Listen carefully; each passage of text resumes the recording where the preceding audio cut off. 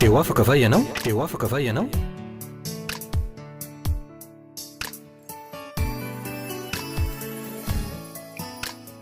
fandaharana iarana fiangonana refi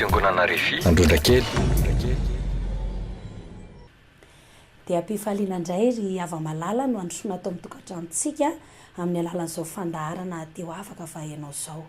inoko fa Andriamanitra dia hitanao manokana hiasa eo amin'ny fiainanao amin'ny alalan'ny fandaharanao fanarahanao zao fandaharana izao ary ny fantatra ihany koa dia izao hoe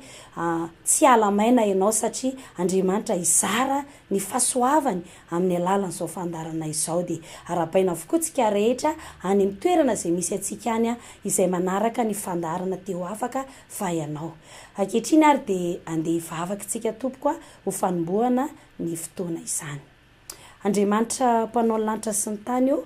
makasitraka anao indrindra izahay amin'izao fotoana izao satria mbola nitantaninao mbola menao tombonandro mbola novelominao ry Andriamanitra io ka mbola afaka mandreny teninao indray ary mbola afaka mianatra ny amin'ny teninao Andriamanitra nizaniza manaraka izao fandarana izao dia ianao hiasa manokana ao amin'ny tokantranony ao ary ianao koa androany ampiasa amin'ny mpanomponao izay tondra ny teninao androany ary amin'ny anaran'i Jesosy andravana ireo sakatsakana rehetra izay mety faneliny elenana tsy hanakery amin'ny tsiraray avy amin'izay mandray sy mandray ny afatra dia misaotra ry Andriamanitra avo indrindra amin'ny anaran'i Jesosy Kristy amen.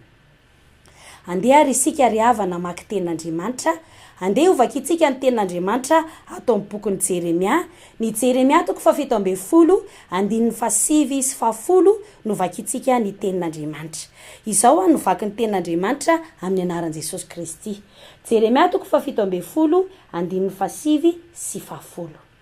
ny fo dia mamitaka mihoatra noho ny zavatra rehetra sady manana retina tsy azo tranona iza moa no mahafantatra ny aminy izao Jehova no mpandinika ny fo sy mpamantatra ny vo mba hanome ny olona rehetra araka ny elehany avy dia araka ny vokatry ny asany raha izany tenin'Andriamanitra izany ry havana no renesintsika dia mikasika miresaka mikasika ny amin'ny fo izany tenin'Andriamanitra izany voalaza ilay tenin'Andriamanitra fa ny fo dia mamitaka mihoatra noho ny zavatra rehetra sady manana retina tsy azo tranona ry havana ny fotsika dia anisan'ny lehibe eo amin'ny maha-olombelona atsika fantaritsika hoe rehefa mijanona ny fo dia maty ny olona tapitra ny tantarany ary androany dia hiresaka mikasika an'izany fo zany isika izay anisan'ny ngeza be indrindra ary miantoka ny fiainantsika amin'izao fahavelomantsika izao voalaza amin'ny baiboly ary ry ava-malala fa ny fo ny aretin'ny fo dia manimba ary sitrapanafody hitantsika rehetra zany hoe naiza le atsika na toeram-pitsaboana dia izao hoe ny fo dia izao hoe ny aretin'ny fo dia tsy misy tena fanasitranana hoe ity ny fanafodin'ny fo ary izay no mahatonga tenin'Andriamanitra milaza an'izany hoe ny fo izy dia manana aretina tsy azo tranona betsaka moa no endrika isehony ny aretin'ny fo eo amin'ny fiainan'ny olona betsaka izy ireo anisan'izany ohatra ny mitomany lava be dia be zany ny endrika isehony hoe aretin'ny fo hita ity ivelany ny fo moa dia haitsika menakavo hoe tsy misy mahita ny ao am-pon'ny olona raha mijery ahy ianao amin'izao fotoana izao dia ny endriko ny hitanao fa tsy hitanao ny atao anatin'ny foko fa ny fo kosa dia voalazan'ny tenin'Andriamanitra hoe io fo io nefany na tsy hitany maso ara dia misy aretina maro izay mahazo ny olona ary hitantsika tsiraray avy fa betsaka ny olona izay tratran'izany aretina ao anatin'ny fo zany ary anisan'izany zao ny endrika isehony io aretin'ny fo io malahelo lava misentosento torana matetika mitomany lava anankiray izay endrika isehony zany hoe aretin'ny fo zany etsy andany ihany koa dia hoe loza be le olona ozotsika hoe ratsy fo izy zany hoe izy zany dia tena masika be izy fo izy ny izy zany ny endrika isehony le aretin'ny fo daholo dia tena tsy mahatsindro ny fony mihitsy izy fa rehefa misy zavatra matezitra azy dia tena hita ety ivelany tsy mirarana izaniza mihitsy izy fa tena manao action be mihitsy mba hampisehony ny amin'izany fahatezerany zany aretiny fo daholo zany etsy andaniny koa zao ohatra hoe araky ny hitan'ny siansa zay etsika any amin'ny dokotera voalazan'ny dokotera hita mihitsy zany hoe misy ranony fon'ny olona aretina mpahazony fo zany misy any koa hoe gros cœur zany hoe ngeza zany ny fon'le olona noarina amin'ny fony tokony normal ary rehefa tratran'zany le olona de tena maty tanora mihitsy ary tena ratsy izany gros cœur izany etsy andaniny koa de hoe ny aretin'ny fo ihany koa de anisany rehefa marary ny fon'ny olona misy faharerahana ny fon'ny olona izay ny fo moa zany de fantatsika rehetra fa ny raha zay mikorina ao anatin'ny vatantsika de saika mandalo ao anatin'ny fo avokoa ary izay indrindra no mahatonga an'le aretina hoe miakatra ny tosodra na midina lava ny tosodra satria noho ny faharerahan'ny fo na ny hoe aretin'ny fo izany manoloana zany endrika isehon'ny aretin'ny fo zany ry havana de izao hoe inona marina moa fototry ny aretim-po tsika moa zao amin'ny fiainana andavanandro de matetika de ny zavatra hitantsika de hoe satria izy nilaozany vadiny satria izy tsy ampy fitiavana satria mariny mety hoe everitsika fa lo fototra hiaviany zany aretim-po zany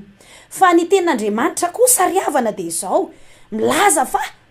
ny fo de mamitaka ozy izy le vakitsika teo ny fo de mamitaka zany hoe ny anisan'ny tena fototra lehibe mahatonga ny aretin'ny fon'ny olona de satria misy mpamitaka mahazo toerana ao anatin'ny fony de tsy inona moa zany fa ny fanaratsy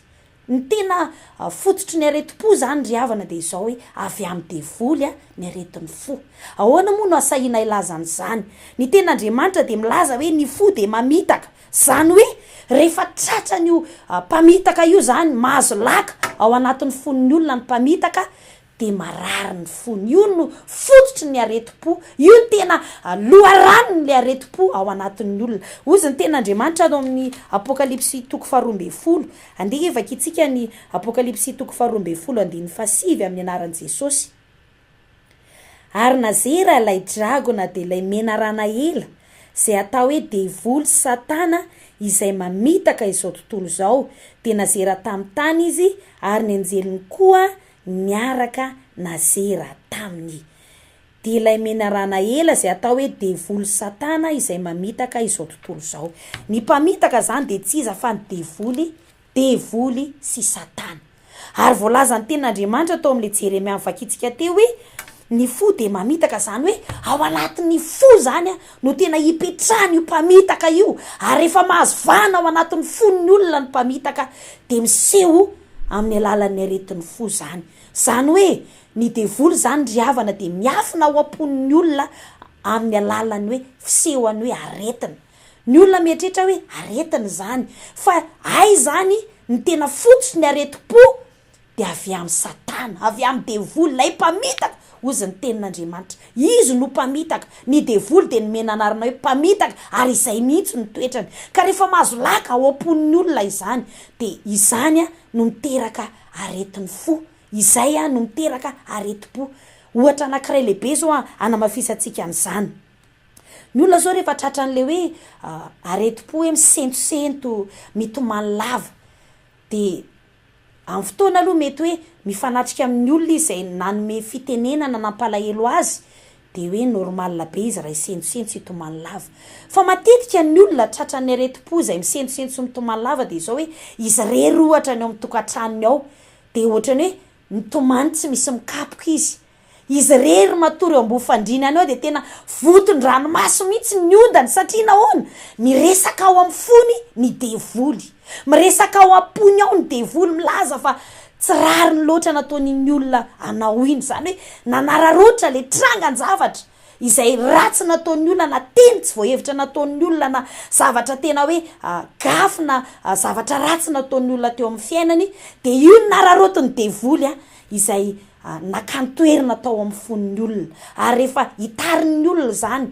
ny ten'Andriamanitra moa milaza hoe ny olona zany de afaka ny hotezitra ozy ny ten'Andriamanitra hoe tezera fahaza manota ary eo ka tsy hotrandro masoandro miletika ny fahatezeranao zany hoe rehefa mihitatra raha-pito zany fahatezeran'ny olona de izao hoe efa nahazo vahana am'izay nahazo toerina atao amin'ny devoly ary rehefa nipetraka atao anatin'ny fony io devoly io de mikiky ny fony ka mitondra azy am'izay areti-po ka mitomany lava izy misentosenty lava izy na ihany koa hoe tsy ahitateny firy izy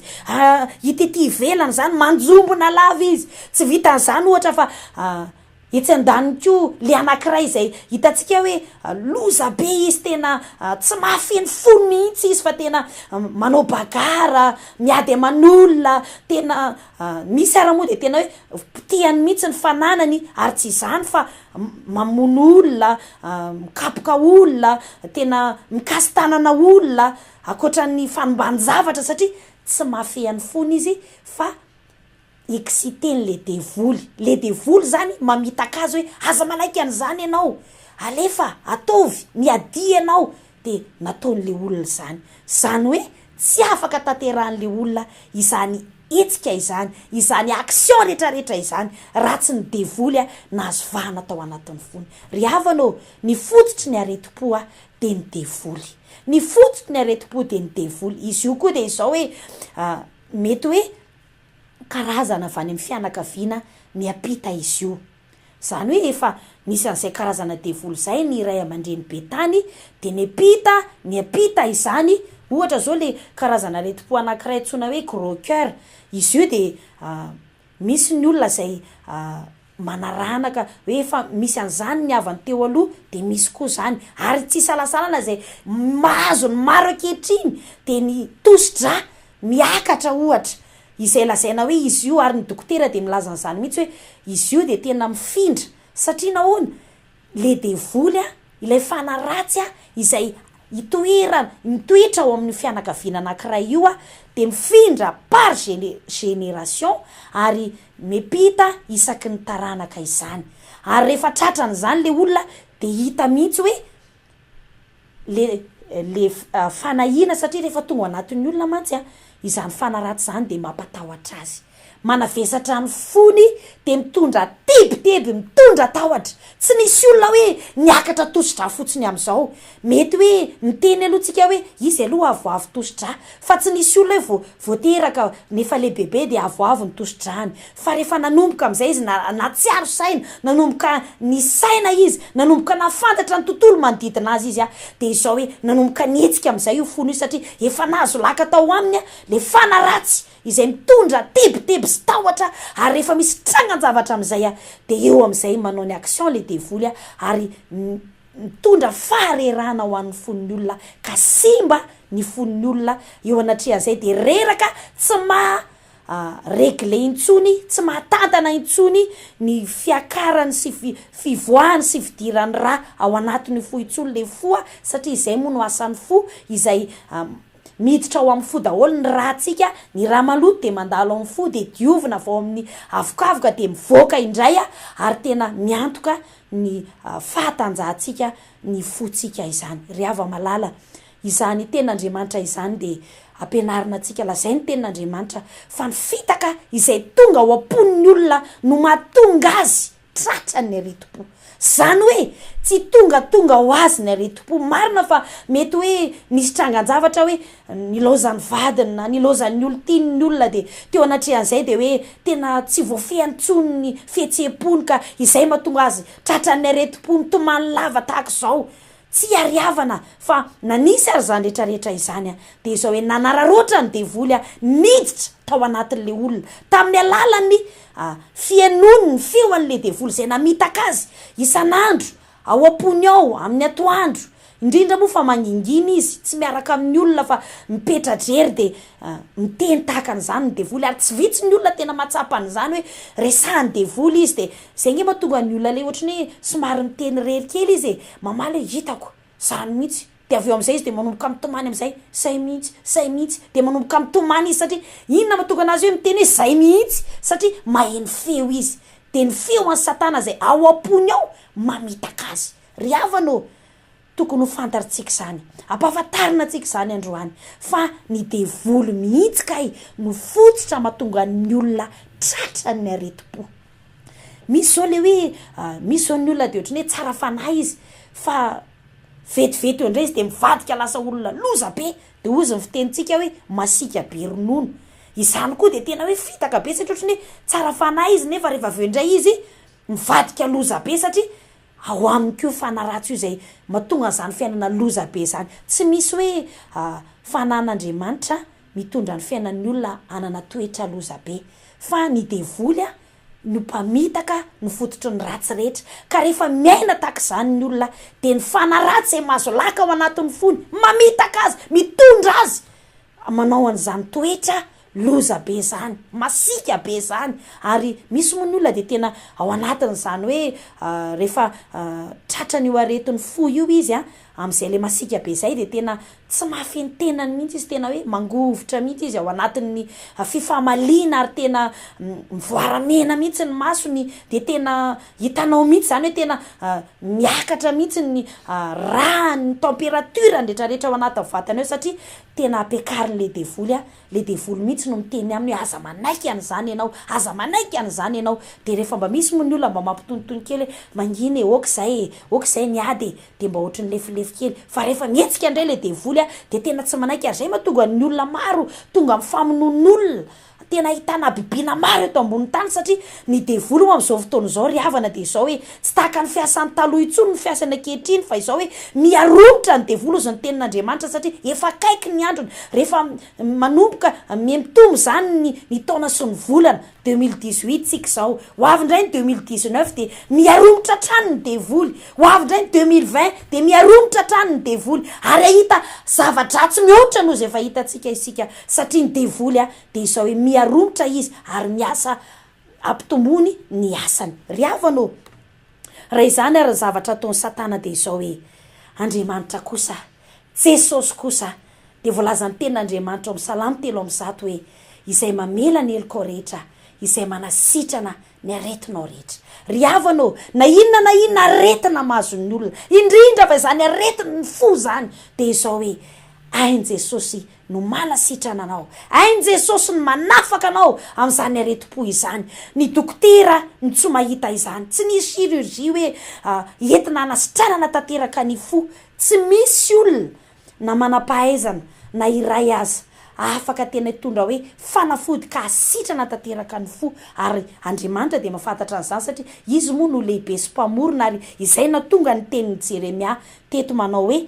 ny fo de mamitaka mihoatra no zavatra rehetra sady manana retina tsy azo sitranina ry havano raha tsy mahay manasitrana ny fo ary tsika tsy mahay manasitrana ny fo ny zanak'olombelona izay mpanompon'Andriamanitra kosa nefa de misolotena an'Andriamanitra androany milaza aminao amin'ny anaran'i Jesosy fa Andriamanitra de mahay manasitrana ny fotsika satria izy no mpamorona atsika noho izany izy rery any ao amin'ny rery any no fanasitranana azy fanafahana ny fotsika ry hava malala mety ozy angamitsika hoe mbola possible ve ny asitrana ny foko tsy vitsy ny olona ry havana zay voafatotro zany areti-po zany tonga nanatona an Jesosy tonga nanatona an'Andriamanitra ary nanatona ny fotoam-bavaka zay nitanterahanay ary tao anatin'izany de notoriana taminy am' Jesosy nasaina nanolotra ny fiainanao an Jesosy izy nasaina nanaraka an Jesosy izy ary nitanterahana io vavaka fanafahana mikasika ny fo teo amin'ny fiainany ny zavatra lehibe de izao hoe tsy vitsy tamin'izy ireo no natsapa fanafahana ary afaka ny fony nanomboka sitrana ny fony tsy misy zavatra tsy hain'Andriamanitra tao mety tratra le gros cœur angamba ianao mety tratra le misy rano angamba ny fonao ianao angamba le matsapa mihitsy hoe tena tsapako hoe tsy voafiako mihitsy ny foko fa tena mitrotra tsy voafiako zany satria devoly no antony zany ozy ny tenin'Andriamanitra izay moa no antony zao fandarana teo afaka vahianao zao hoe raha ny zanaka no afaka anao Jaona 9:7 raha ny zanaka no afaka anao de ho afaka tokoa ianao ny Salamo 3:1 zay efa noteneniko atsika teo ozy ny Salamo 3:1 avereniko vakina ihany koa izay mampahirantsika rehetra hoe ho afaka sy ho sitrana ny areti-ponao satria Jesosy no mpanasitrana ny aretina rehetra zao voalaza ny tenin'Andriamanitra Salamo 3:7 izay mamela ny heliko rehetra izay manasitrana ny aretinao rehetra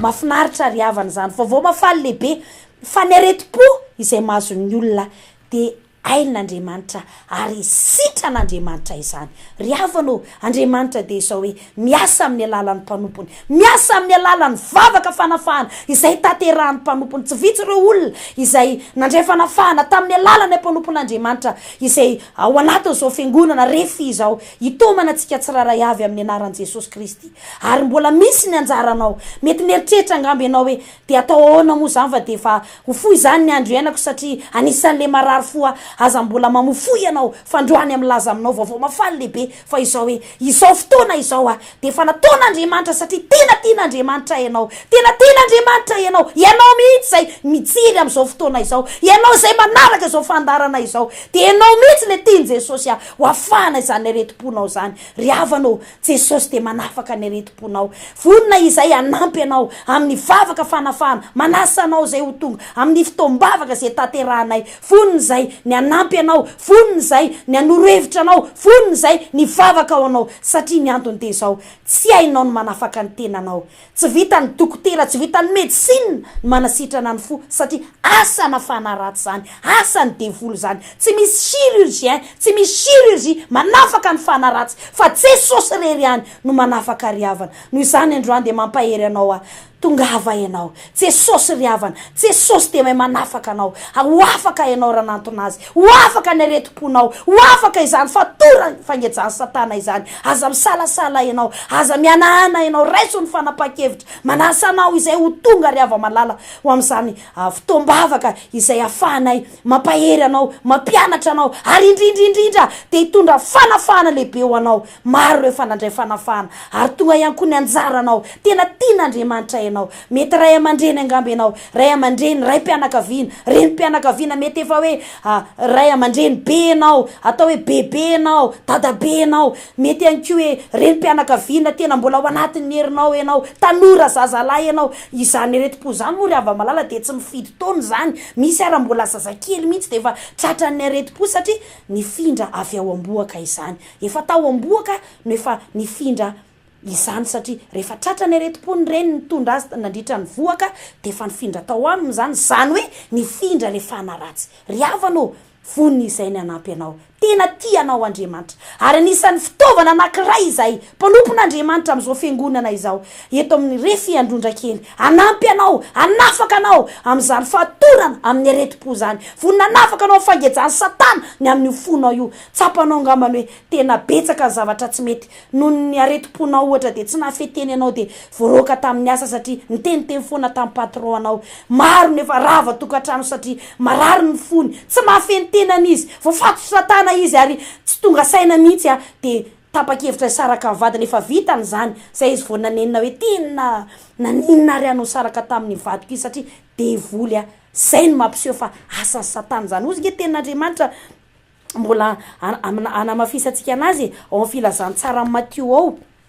Ozy izy ny tenin'Andriamanitra ao amin'ny filazantsara amin'ny Matthieu 12.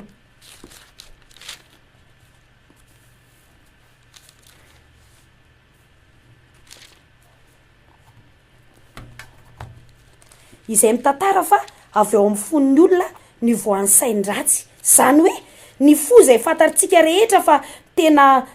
tsy misy olona zany navita asa ratsy teo amin'ny fiainany raha tsy efa noketrehan'ny fony zany. Tsy misy olona navita zavatra ratsy teo amin'ny fiainany raha tsy efa noketrehan'ny fony izany. Ny Matthieu dia milaza amin'izany hoe fa avy ao amin'ny fo izy ny voan'ny sain-dratsy, ny fakambadin'olona. Zany hoe ireo faratsiana rehetra zay hitantsika eto amin'izao tontolo izao dia izao hoe devoly izay mamatotra ny fon'ny olona izany. Ry havanao, tianao Andriamanitra, te ho afaka ve ianao? Tongava ary vonona ny anafaka anao Jesosy, vonona ny anafaka anao izy. Mbola fotoana izao tsy taraiky ianao, tsy tara ianao. Aza miandry efa hoe reraka simba tanteraka ny fiainanao zay ianao vao hiazakazaka anatin'an Jesosy. Fa Jesosy androany dia manome vahaolana anao hoe tongava ianao amin'ny fotoam-bavaka. Ry havanao, tsy afaka ny ho afaka rery any an-trano ianao. Marina fa hivavaka ao anao zay ao anatin'ity fandarina teo afaka ianao ity dia izao hoe mivavaka ao anao zay mpanompon'Andriamanitra kanefa dia izao hoe tsy afaka tena andray fanasa fanasitranana feno ianao tsy afaka nandray fanafahana feno ianao raha tsy tonga mihitsy ho tonga any amin'ny fotoam-bavaka izay taterahanay manasanao zay ry ava-malala amin'ny alahady 12 aogositra izao alahady 12 sy ny alahady 19 de misy a vavaka fanafahana sy fanasitranana ho an'ny fon'ny olona fanafahana reo fatorana ao amin'ny fon'ny olona ny fotoam-bavaka moa rehefa alahady a ao amin'ny refia androndrakely a de izao hoe manomboka amin'ny 7 a amin'ny 6 a amin'ny 1 a ary amin'ny 2 sasany ny alahady 12 sy ny alahady 19 de spesiala ireo fotoana izay tomanantsika amin'ny vavaka fanafahana ary vavaka fanapahana ny fatorana fanasitranana ny fatorany fo fanasitranana ny fo ary izao hoe ho anjaranao zany makasika anao zany tsapanao hoe anisan'ireo olona zay tena mbola voafatotra zany herin'ny maizina ao amin'ny fo zany ianao a de izao hoe tongava ry havana tongava fa tena tianao Andriamanitra tsy kisendrasendra no nandrenesanao na nahitanao izao fandarana izao fa Andriamanitra efa tena te hiasa eo amin'ny fiainanao Andriamanitra efa tena te hitondra fanafahanao anao tsaro fa vola be ny lanin'ny olona raha mandeha izy manao traitement makany amin'ny dokotera Andriamanitra nefa de izao efa manome anao vahaolana ngeza be ahafahanao amin'izany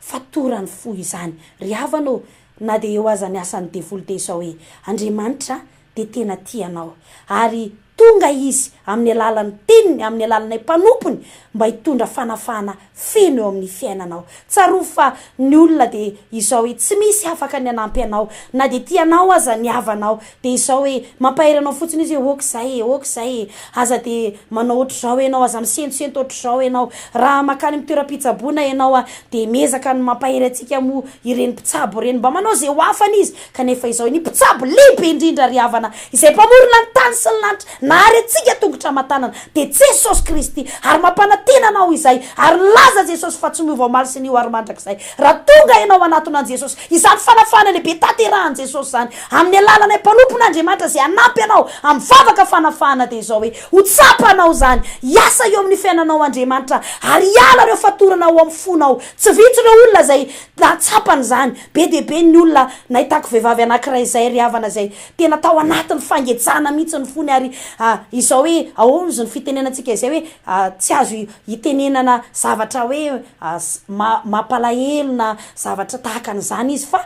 vo mahenao zany izy de torana fa izao zavatra mahafinaritra rehefa tonga izy namonjy ny fotoam-bavaka ary namonjy ny vavaka fanafahana de izao hoe Andriamanitra nanafaka azy ary zavatra lehibe mahafinaritra sy isaorina an'Andriamanitra de izao hoe tsy niverina tamin'ny tsony zany ny taona ny anandroso fa izao hoe ny olona natanjaka izy tsy le olona kanosa teo tsony tsy le olona zay osa azy tratran'ny areti-po teo tsony fa Andriamanitra nanasitrana izany fony izany ry havanao isaorina ny Andriamanitra fa izao hoe nisy zao fandarana izao nisy zao fiangonana izao zay anisan'ny rantsana anankiray ampiasain'Andriamanitra hitondra fanafahana ho an'ny olona izany ity ampamaranana ary de izao hoe manamafy atsika rehetra izay fiangonana refia androndrakely isaky ny alahady de misy fotoam-bavaka ao izay taterahana misy koa ny andavanandro hitatsika eo amin'ny fandarana fa ity izy kosa de anasako anao manokana ny fotoana amin'ny lahady 12 aogositra ho avy izao sy ny alahady 19 aogositra ho avy izao amin'ny 7 amin'ny 7 amin'ny 12 ary amin'ny 2 sasany ireo fotoana rehetra ireo zany de fotoana zay tatsika ary andraisatsika ny vavaka fanafahana amin'ny aretin'ny fo spesiala famahana ny fatorana izay ataon'ny satana amin'ny fon'ny olona anasana tsika rehetra izany ny voninahitra de ho an'Andriamanitra ray zanaka ary ny fanahy masina tamin'ity fotoana ity izay nafahana ny zarany tenin'Andriamanitra tamintsika tsiraray avaka nde hivavaka indray sika hivavaka ao anao mbo anisan'ny olona ho avy anao zay natsapa ary nakasika anao izany tenin'Andriamanitra izany de Andriamanitra ny tatana anao ka ho tonga ianao hivavaka isika tompoko ry Andriamanitra avy indrindro makasitraka anao izay ny amin'ny asa mahagaga sy ataonao. Misaotra anao Andriamanitra satria ianao le mpanasitrana ambony indrindra ary mivavaka ho an'ny tsiraray avy izay nandre sy nahita izao fandarana izao. Anisan'ireo olona izay matsapa izy fa voafatotra ao anatin'izany fo aretin'ny fo zany. Ianao Andriamanitra hiasa eo amin'ny fiainany, amiry azy ary ninina mety sakatsakana dia izao hoe ravako amin'ny anaran'i Jesosy Kristy izany ho tonga izy ary hiala fisalasanana rehetra. Andriamanitra ianao efa mikasika azy, efa mamangy azy satria fotoananao zao avy aminao zao mba famonjena ny olona maro izay tratrany zany. Misaotra indrindra Tompo ny amin'ny asa mahagaga sy ataonao. Misaotra anao koa izay ny amin'ny fataterahany ity fandarana ity. Ny voninahitra dia ho anao ry Andriamanitra avo indrindra amin'ny anaran'i Jesosy Kristy. Amen. Dia misaotra an'Andriamanitra isika dia manao mandra-pioana antsika indray amin'ny manaraka mifarana ny fandarantsika tompoko. Teo afaka va ianao? Teo afaka va ianao?